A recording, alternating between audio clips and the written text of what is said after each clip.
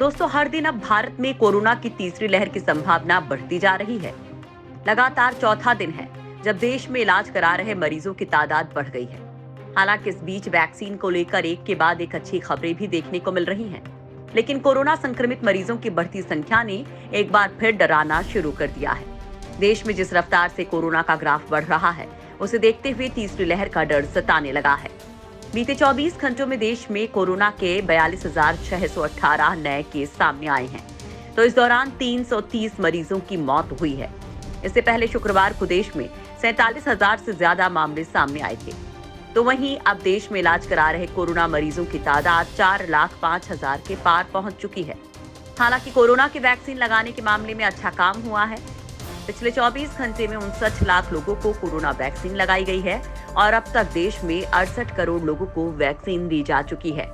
हालांकि फिलहाल देश में इकलौते राज्य केरल में हालात सबसे खराब है, जहां 29,000 मामले सामने आए हैं, जो देश के मरीजों का अकेले ही 70% से ज्यादा है। आर वैल्यू ने तीसरी लहर के दिए संकेत। भारत भर के राज्य अक्टूबर में अपेक्षित तीसरी लहर से पहले कोरोना वायरस बीमारी के प्रसार को नियंत्रित करने के लिए प्रयास जारी रखे हुए हैं। लेकिन आर वैल्यू बढ़ना एक अधिक चिंताजनक कारक है। चेन्नई के गणितीय विज्ञान संस्थान के शोधकर्ताओं के मुताबिक अगस्त के अंतिम सप्ताह में आर वैल्यू 0.89 से बढ़कर 1.17 हो गई है। यह आर वैल्यू निर्धारित करती है कि कोविड-19 महामारी कितनी तेजी से फैल रही है।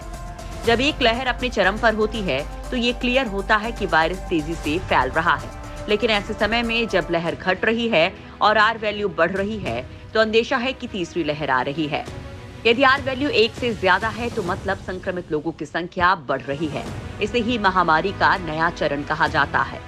इंस्टीट्यूट ऑफ मैथमेटिकल साइंसेज के मुताबिक केरल का आर वैल्यू 1.33 है, जो देश में सक्रिय मामलों की सबसे अधिक संख्या है। मिजोरम के लिए ये 1.36 है, जम्मू कश्मीर के लिए 1.25, आंध्र प्रदेश के लिए 1.09 और महाराष्ट्र के लिए 1.06 है। भारत को मिलेगी एक और स्वदेशी वैक्सीन। दोस्तों, इस वक्त देश में 6 वैक्सीन को अप्रूवल मिल चुका है और अब drugs controller general of India ने मुकेश अंबानी की कंपनी रिलायंस लाइफ साइंसेज को स्वदेशी वैक्सीन के ट्रायल की मंजूरी दे दी है। डीसीजीआई की मंजूरी से पहले विषय विशेषज्ञ समिति ने 26 अगस्त को इसकी सिफारिश की थी। कंपनी अब वैक्सीन का ट्रायल महाराष्ट्र में 8 जगहों पर करने वाली है। भारत के औषधि महानियंत्रक ने अभी तक 6 कोविड-19 रोधी टीकों को देश में आपात इस्तेमाल के लिए मंजूरी दी है। इनमें सीरम इंस्टीट्यूट ऑफ इंडिया की कोविशील्ड, भारत बायोटेक की कोवैक्सीन, जायडस कैडिला की जाइकोव-डी, रूस की बनी स्पुतनिक वी और अमेरिकी कंपनियों मॉडर्ना और जॉनसन एंड जॉनसन के बनाए 2 टीके शामिल हैं। रिलायंस की वैक्सीन भी अपने आप में बेहद खास रहने वाली है। इससे पहले डीसीजीआई ने हैदराबाद की दवा कंपनी बायोलॉजिकल ई लिमिटेड को कुछ शर्तों के साथ 5 से 18 साल की उम्र के बच्चों पर उसकी स्वदेशी वैक्सीन के ट्रायल के लिए मंजूरी दे दी है। कार्बोवैक्स नाम की वैक्सीन का दूसरे और तीसरे चरण का क्लिनिकल ट्रायल करने की अनुमति दी गई है। इस वैक्सीन का क्लिनिकल ट्रायल देश में 10 स्थानों पर किया जाएगा। वहीं भारत में अभी जायडस कैडिला की वैक्सीन जाइकोव-डी को इमरजेंसी यूज के लिए अप्रूवल दिया गया है। ये दुनिया की पहली डीएनए बेस्ड वैक्सीन है। इसे 12 साल और उससे ज्यादा उम्र के बच्चों और बड़ों को लगाया जा सकेगा। इससे पहले मॉडर्ना की वैक्सीन के दूसरे और तीसरे चरण के ट्रायल के नतीजे सामने आए थे। इसमें 12 से 17 साल के बच्चों को शामिल किया गया था।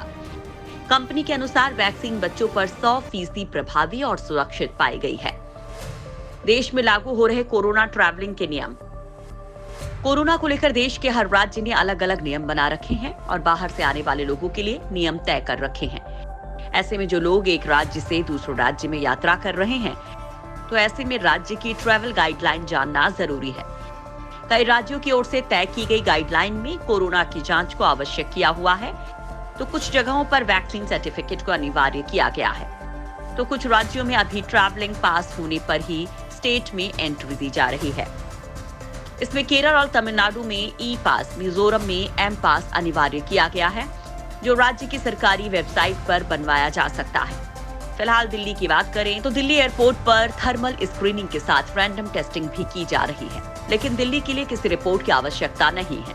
वहीं बिहार में थर्मल स्क्रीनिंग करवाई जा रही है और रैंडम टेस्टिंग भी की जा रही है। गुजरात में अहमदाबाद, वडोदरा, सूरत में थर्मल स्क्रीनिंग की जा रही है। उत्तर प्रदेश में महाराष्ट्र और केरल से आने वाले यात्रियों के लिए RT-PCR नेगेटिव रिपोर्ट आवश्यक है, लेकिन दूसरे राज्यों के लिए नियम की आवश्यकता नहीं है। हालांकि लखनऊ में सिक्किम, मिजोरम, नागालैंड, केरल, मेघालय, अरुणाचल प्रदेश, त्रिपुरा और महाराष्ट्र के यात्रियों की रिपोर्ट की आवश्यकता है। वहीं बरेली में आने वाले यात्रियों के पास वैक्सीनेशन सर्टिफिकेट होना आवश्यक है। मध्य प्रदेश के भोपाल में सिर्फ स्क्रीनिंग की जा रही है, जबकि ग्वालियर में महाराष्ट्र से आने वाले यात्रियों के पास नेगेटिव रिपोर्ट होना आवश्यक है। राजस्थान में आने वाले यात्रियों को अपने साथ RT-PCR नेगेटिव रिपोर्ट रखना आवश्यक है या उन्होंने वैक्सीन की कम से कम 1 डोज लगवा रखी हो।